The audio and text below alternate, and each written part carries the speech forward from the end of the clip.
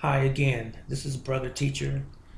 Um, Before I begin, I want to make this statement. Two statements, actually. The first is a disclaimer of sorts, and I just wanted to say that I'm not a medical professional. I have worked in the medical field, but I'm not a medical doctor or physician or physician's assistant. Neither am I a LPN or a registered nurse. So I'm also not a scientist. I'm not a doctor. I've already mentioned that. I'm not a lawyer. I'm not a judge, nor am I a politician. I'm just your average, everyday fellow person who studies. And I study the world that I live in, as I have told many people in time past, and I continue to preach that, and that's sort of my mantra. Study the world that you live in so that you understand the world that you live in, especially in how it affects you, the person, male and female, inclusive. So the second statement I wanted to make is to the female viewers of my channel. I want to maybe apologize ahead of time to you if you may feel uncomfortable with this video. By no means do I intend to display any disrespect towards you in any manner. That is not intended.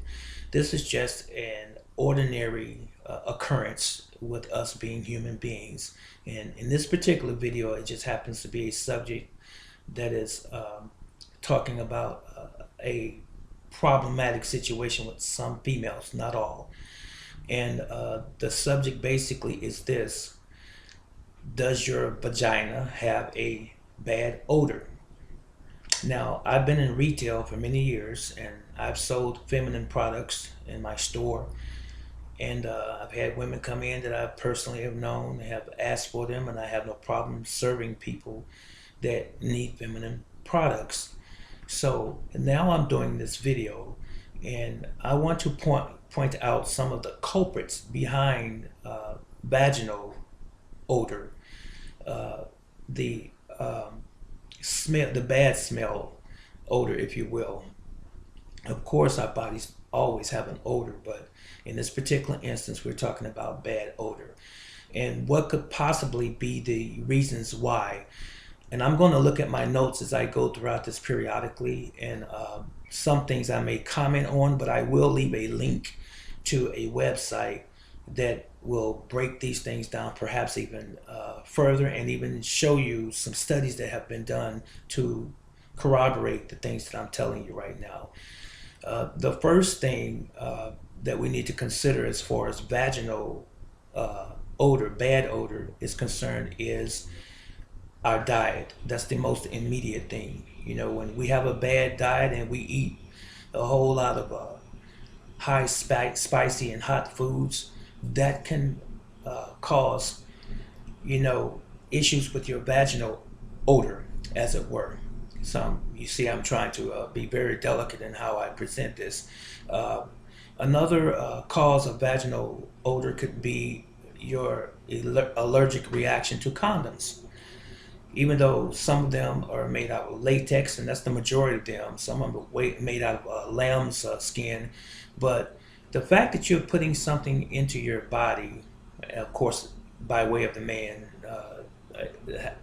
aiding that process as well with the condom, because you're putting something in your body that is foreign, and particularly man-made and not made out of anything that is natural, you could potentially have some issues with an allergic reaction down there in your feminine region, private region.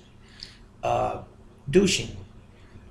Douching has been done for many, many, many years in the world, and sometimes the chemicals that they utilize to help the woman smell good, if you will, or clean out her vaginal area, could possibly not agree with her. Uh, a lot of things that are being used in the market contain deodorants and fragrances, and those things were not meant or intended to be inside your body. Okay, so excessive washing. You can take too many baths. You know, we are human beings, and there is such thing as washing too much, because your body is a living organism, and there are certain body functions that your body has to undergo. And if you wash your body too much, you can dry out your skin. And your skin should have a certain amount of oil on it most of the time. And when you washing and washing and washing, you know, some people might be anal about taking a shower or a bath every single day, 2 or 3 times a day, but that's really too much. So you might want to consider how you bathe. And physical activity and or exercise, when you perspire or sweat down in that area, you know, you're going to have some potential odor. So of course we know what will follow would be a shower or a bath, you know, to alleviate that situation. And this is one of my key issues here, is wearing as much in the way of natural garments as possible. And in this particular instance, we're talking about panties. Ladies, when you wear panties, it is best that you wear cotton panties, because cotton panties can breathe. You can have circulation of air better, and you don't have to worry about a whole lot of odor accumulations by way of sweating down in that area, as you will find with synthetic underwear. Synthetic are those things, again, that's made, you know, by human beings, and it's not a natural material. So polyester is not natural, for example.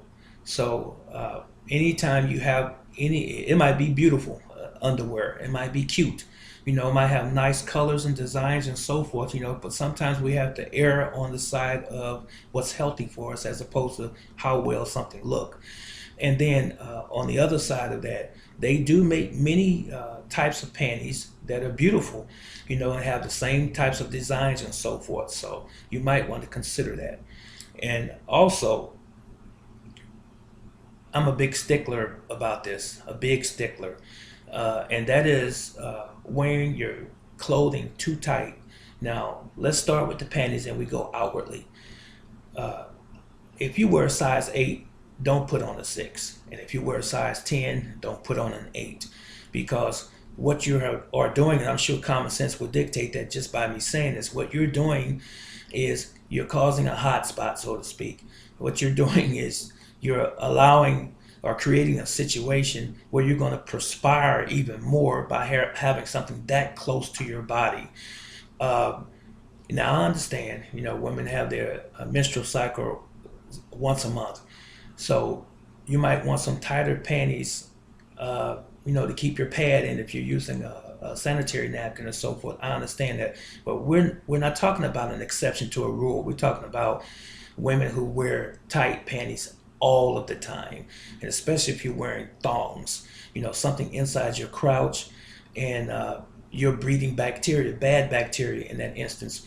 And on the outside, our jeans, our pants. When you wear pants, shorts, jeans, anything like that, that's inside the crease of your leg, and it takes you almost 5 minutes to put them on, you know, that's not good for circulation. It's not good for air to be circulating down in that area also, because you're asking for another problem. It's going to end up getting hot down there, and then you're going to end up with an odor as well.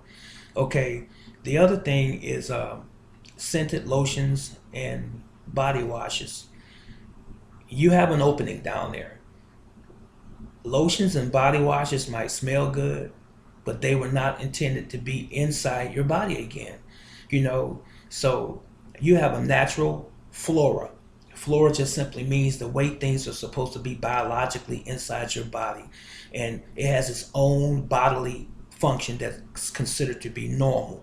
Anytime you put some foreign substance, especially a chemical, inside that area, or even inside your mouth, and you swallow something and it goes into your stomach and it's not natural to you as a human being or a biological creature, you're going to disturb the natural balance of your body. So when you put deodorant inside your vagina area, or you put some kind of a lotion that's scented down in that area, you're asking for a problem again. Okay, excessive pubic hair. Now, I'm old-fashioned, old school. I believe in staying as natural as you possibly can. I understand women like to be pretty, you know, but you're pretty without paint. You're pretty without all of the extra embellishments, if you will. Excuse me. But as far as your pubic hair goes, there are some women who have an extreme amount of pubic hair. You can trim it down, but you know, me personally, I wouldn't want my companion to cut all of her hair off. You know, that's intended for children. You know, when you become an adult and you have hair there, it's for a reason.